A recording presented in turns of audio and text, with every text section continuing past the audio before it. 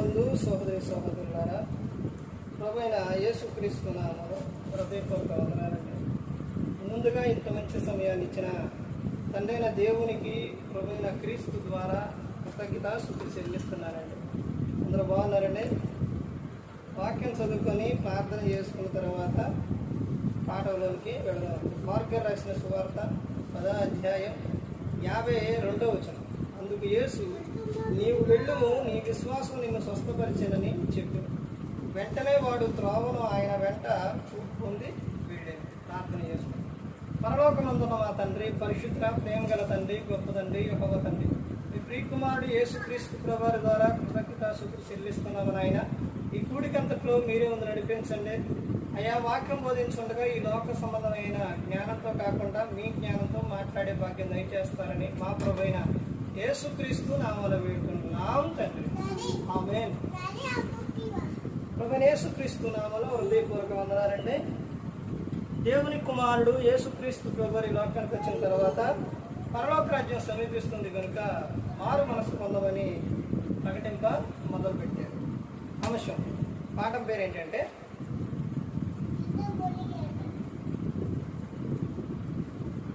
క్రీస్తు చూపించిన కరుణ, దయ, ప్రేమ. క్రీస్తు చూపించిన ఆ ప్రేమ, కరుణ, దయ ఇవన్నీ నీలో ఉన్నాయా? అవి చూపిస్తే ఏం జరుగుతుంది? చూపించకపోతే ఏం జరుగుతుంది? దేవుడు యేసుక్రీస్తు ప్రభువు ఈ లోకంలో ఆయన వచ్చిన తర్వాత ఆయన చూపించినది ప్రేమ, చారి, దయ, కరుణ ఇవన్నీ చూపించారు. ఆయన చూపించడానికి కారణం ఒకటి ఏంటి అని అంటే, ప్రతి ఒక్కరూ కూడా రక్షణ పొందాలి అని అందరి పట్ల ఆయన దీర్ఘశాంతం చూపించారు. ప్రతి ఒక్కరూ కూడా మారాలి, మార్పు చెందాలి అని ఆయన కోరుకున్నారు. ప్రతి ఒక్కరూ కూడా పరలోకం చేరాలి అని ఆయన కోరుకున్నారు. ఈ రోజున యేసుక్రీస్తు ప్రభువారు అంటే ప్రతి ఒక్కరికి ఒక గౌరవం, కానీ ఆయన దయగలిగిన ఆయన, ప్రేమ కలిగిన ఆయన, ప్రేమ చూపించే ఆయన, ఆయనలో ఏ లోపం లేదు, ఏ తప్పు లేదు అని ప్రతి ఒక్కరూ కూడా తెలుసుకుంటున్నారు, అనుకుంటున్నారు, చెప్పుకుంటున్నారు, నమ్ముతున్నారు. అని అంటే యేసుక్రీస్తు ప్రభువారు అవన్నీ చూపించారు, చేశారు. అవన్నీ కోపం, ద్వేషాలు, అసూయలు, కక్షలు వీటి వలన వచ్చేది ఏంటి అని అంటే ఒక వ్యక్తి దూరం అయిపోతాడు. ప్రేమ, జాలి, దయ, కరుణ వలన ఒక వ్యక్తి దగ్గర అవుతాడు. రెండు చెట్లు ఉన్నాయి, ఒక చెట్టు మండుతుంది, ఒక చెట్టు ప్రశాంతంగా ఉంది. పక్షులు దేని మీద వాళ్తాయి? ప్రశాంతంగా ఉన్న చెట్టు మీదే వాళ్తాయి.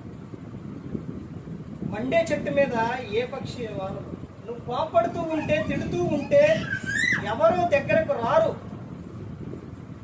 పిల్లలని కోపంగా చూడండి, ఒక మాట గద్దించండి, మరలా దగ్గరకు రావాలంటే భయపడతారు. అదేవిధంగా ప్రేమగా చింతల్లి, బాబు, లేకపోతే ప్రేమగా పిలవండి, నువ్వెక్కడ కనబడ్డా నిన్ను ఆ పేరు వరుస పెట్టి పిలుస్తాను. ఎందుకనంటే వారిలో వారి పట్ల నువ్వు చూపించిన ప్రేమ. అందుకని ప్రతి ఒక్కరూ కూడా ఈ రోజున యేసుక్రీస్తు ప్రభువారు అంటే ఆయన గురించి చెబుతున్నా కానీ, ప్రార్థన జరుగుతున్నా కానీ, ఈ రోజున ఎక్కడ చూసినా వేల కొలది వస్తున్నారు అని అంటే ఆ రోజున వచ్చారు, ఈ రోజున వస్తున్నారు. కారణం ఏంటంటే ఆయన ప్రేమ కలిగిన ఆయన, ప్రేమ చూపించారు. ఎంత ప్రేమ చూపించారో తెలుసండి.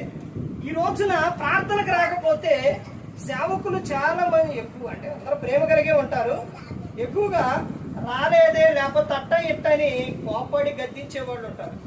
విశ్వాసులు కూడా ఒక వ్యక్తి ప్రార్థనకు రాకపోతే ప్రార్థనకు రారు, ఇంటి అట్ట ఇట్ట అంటారు.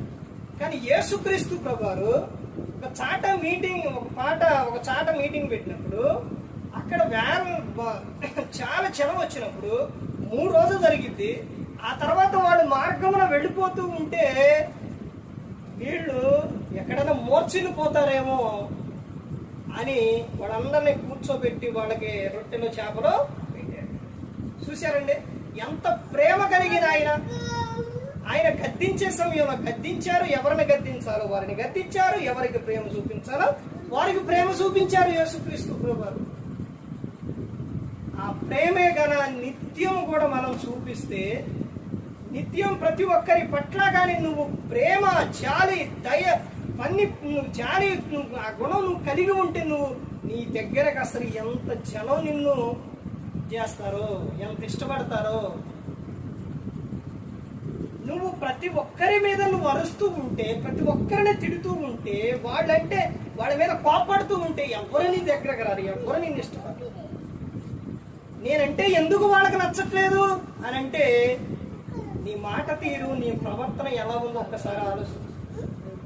అసలు నువ్వు మాట్లాడే మాటలు ఎలా ఉండాలో తెలుసండి. ఉప్పు వేసినట్టు రుచి కలిగినగా ఉండాలి. కానీ ఎక్కడున్నా నువ్వు ఎక్కడ మాట్లాడినా కానీ నీ మాట ఎప్పుడు రుచిగా ఉండాలి. అంతేలే కానీ ఈయన మాట్లాడితే మోదట్టుకోలేము అనే విధంగా అసలు ఉండకూడదండి. అపోస్తలుడైన పౌలు గారు ఎఫెసీయులకు రాసిన పత్రిక 5వ అధ్యాయంలో చెబుతారు, మీ నోట కృతజ్ఞత వచ్చినవే రావాలి. బూతులైనను, సరసొక్తులైనను, పోకిరి మాటలైనను అవి అలాంటివి మీ నోట రాకూడదు అని చెబుతారు. ఎంతకాలం ఉందండి లోకంలో? దేవుడిచ్చిన ఆయుష్కాలం పూర్తి చేసుకుని వెళ్ళిపోవాలి. ప్రసంగి 7వ అధ్యాయం ఒకసారి చదవండి.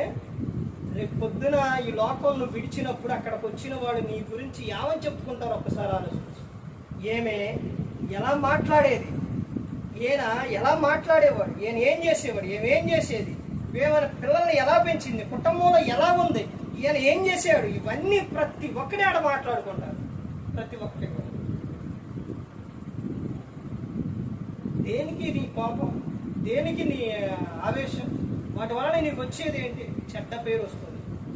ఫలానా వ్యక్తి ఇలా అని చెప్పుకుంటారు తప్ప, అదే నువ్వు ప్రేమ కలిగి ఉంటే, మామగారి గురించి అనేక చోట్ల ఎంతో మంది ఎవరిని అడిగినా తెలిసిన వాళ్ళని అడిగితే ఆమె చక్కగా మాట్లాడేది. పిల్లలని అయితే అరే అని పిలిచేది కాదు, వాడు పిల్లల్ని అంత చక్కగా చూసేది, అంత చక్కగా మాట్లాడేది. మరి ఆమె గురించి ఇప్పటికీ చెప్పుకుంటామంటే, ఒకటి లోక సంబంధంగా ఉన్నవాళ్ళు కూడా మామ అంటే గౌరవిస్తారు. క్రీస్తులోని దేవుని పరంగా క్రీస్తులో ఉన్నప్పుడు వాళ్ళు చెప్పుకునే విషయం ఏంటో తెలుసండి, ఆమె ప్రార్థన కూడా చేసేది, వాక్యం చదివేది, దేవుని మాటలు చెప్పేది. ఆమె దగ్గరకు వచ్చి ప్రార్థన చేయించుకునేవాళ్ళు. కారణం ఏంటి? ఒక వ్యక్తి నీ దగ్గరకు వచ్చి ప్రార్థన చేయించుకున్నారు అని అంటే నువ్వు సేవకుడివి కావు, ఒక అమ్మగారివి అంటే కాదు, నువ్వు విశ్వాసివి.